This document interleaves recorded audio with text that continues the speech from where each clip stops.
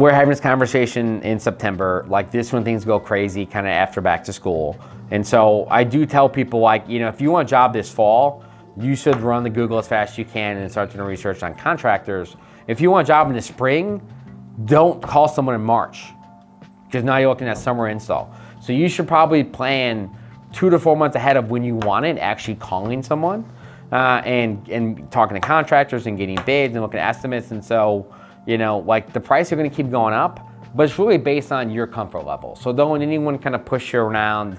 Like if you wanna get a quote, I would go to Google. I would research KC Siding Contractors, Expert Hardy Contractors. I'd do your own research. I'd make sure you look at different companies. You'd go look at their houses. But you know, the timeline is really up to the homeowner. But just know, like, the fall and the spring get exceptionally busy. And so if you're really interested, if you want to do a job in the summer, you should be looking at it, you know, January, February, March, not June, July, August.